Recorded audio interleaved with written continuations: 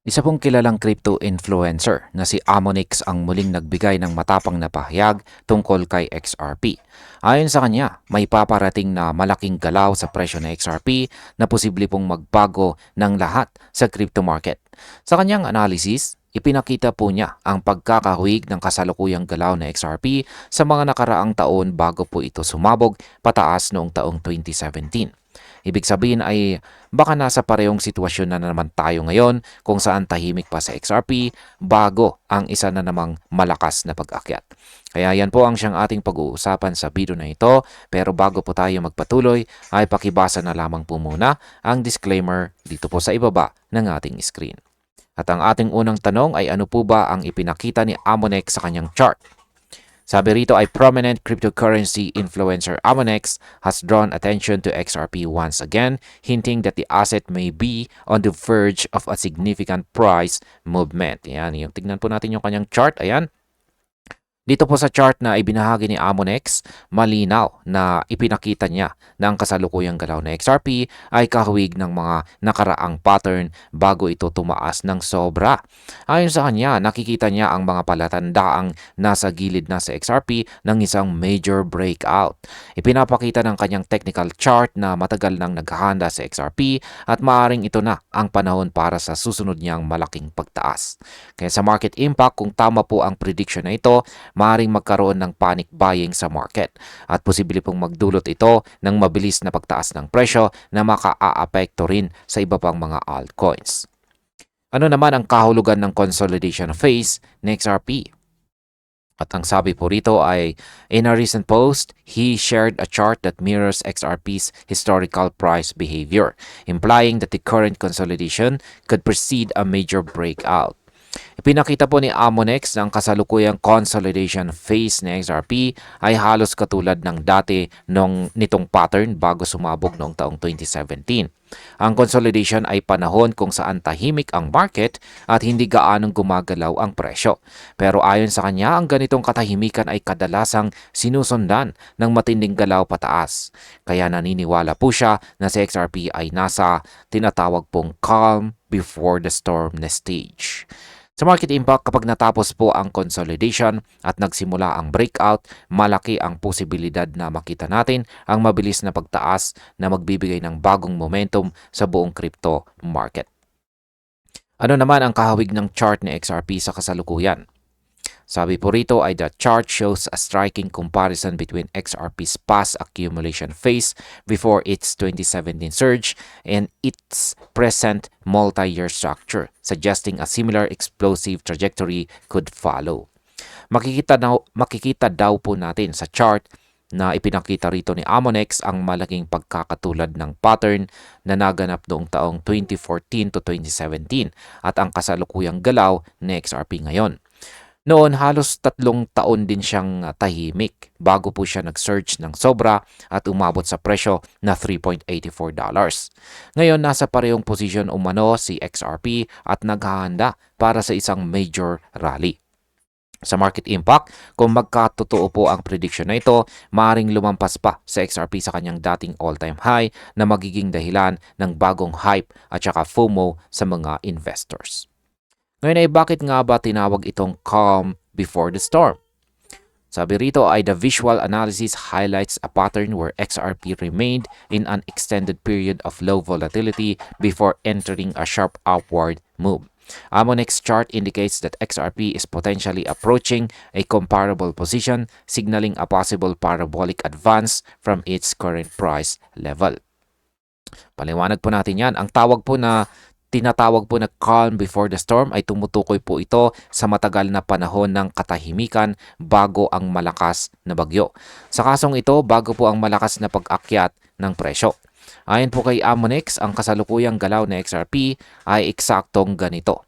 Mababa po ang volatility ngayon pero nagpapahiwatig ito ng papalapit na parabolic move. Sa market impact, kapag nagsimula po ang parabolic rally, mabilis natataas ang presyo dahil sa kombinasyon ng retail hype at saka institutional buying pressure. Ano naman ang ipinapahiwatig ng mga historical parallels?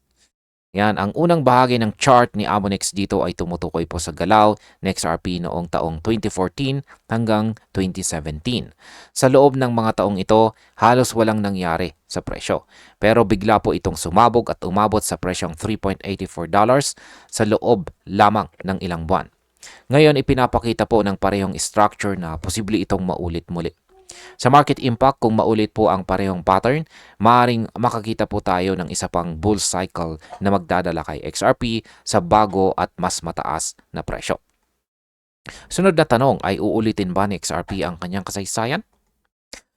Ang sabi po rito ay the second mirrors the same structure in recent years, with XRP hovering within a tight range after a series of smaller rallies. According to the chart, the asset could be on the verge of repeating that historic move with a suggested target that exceeds previous highs. Ayan, sa mga nagdaang taon, napansin po ni Amonex na paulit-ulit na rin ang kilos ng XRP. Maliit na pagtaas, kasunod ang mahaba at tahimik na sideways move. Ang kanyang bagong chart ay nagpapahiwatig na pwedeng ulitin na XRP ang kanyang kasaysayan. Kung tama ito, posibleng lumagpas pa sa dating presyo na $3.84 ang target. Sa market impact, kapag na-break or nabasag na XRP ang resistance sa $4, ito ay magiging psychological signal para sa mga traders na mag-trigger ng susunod na wave ng pagbili. Ano naman ang sinasabi ng crypto community tungkol dito? Sabi po rito ay the post drew mixed responses from the community. Some users echoed Amonex's optimism, emphasizing that XRP's extended period of accumulation could lead to a major shift once momentum returns.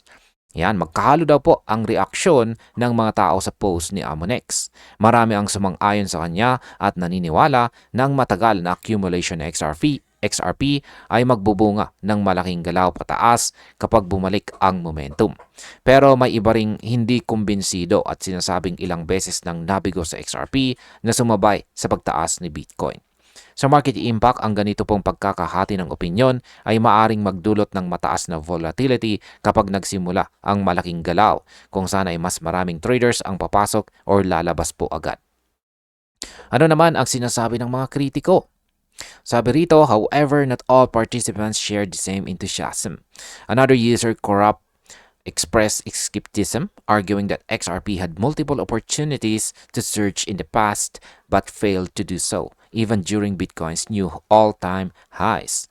Yan, ayon po sa ilang kritiko, katulad ni Corrupt, ilang beses nang nagkaroon ng pagkakataon si XRP para tumaas, pero nabigo ito. Kahit nung tumaas si Bitcoin sa bagong all-time high, hindi daw nakasabay sa XRP. Para sa kanila, kailangan muna ng mas konkretong dahilan tulad ng regulatory clarity o malaking institutional push bago po ito tumaas ulit. Sa market impact, ang ganitong skepticism ay naglilimita sa hype. Ngunit kapag may bigla ang good news, posibleng mas malakas ang magiging reaksyon ng market dahil hindi ito inaasahan ng marami. Sunod na tanong ay ano naman ang hinaharap ni XRP sa gitna ng market uncertainty? Sabi po rito ay while Amonex analysis reflects an optimistic technical perspective, market participants remain divided over whether XRP can replicate its historic gains. The contrasting reactions show the asset's complex position within broader cryptocurrency landscape. Ano nga bang ibig sabihin niyan? Habang positibo daw po si Amonex, hati pa rin ang pananaw ng market. May mga naniniwalang mauulit ang kasaysayan ng XRP pero marami rin ang nag-aalinlangan. Ang totoo sa XRP po ay nasa gitna ng matinding kompetisyon sa crypto space at nakadepende sa susunod na balita kung magpapatuloy ba ang kanyang momentum or mananatiling tahimik. Sa market impact, kung magkakaroon ng catalyst tulad po ng ETF approval o global partnership, posibleng ma-ignite po muli ang bullish sentiment na magtutulak sa presyo pataas. Bilang panghuli, ang opinion ko naman tungkol dito ay sa lahat ng analysis at saka argumento, makikita po natin na si XRP ay nasa napaka-critical na position or kalagayan. Maring nasa simula tayo ng panibagong bull run o isa lang itong panandaliang hype. Pero kung pagbabasihan po natin ang kasaysayan or ang historical performance, madalas na tahimik muna si XRP bago maglabas ng malakas na galaw. Kaya bilang mga traders at saka investors ay dapat po tayong maging alerto. Ang pinakamagandang gawin po natin ngayon ay ang maghanda. Dahil kung tama po si Amonex, maaaring magbago nga ang lahat sa susunod na buwan para kay XRP. At ayan, hanggang dito na lamang po tayo sa video na ito. Maraming salamat sa panonood.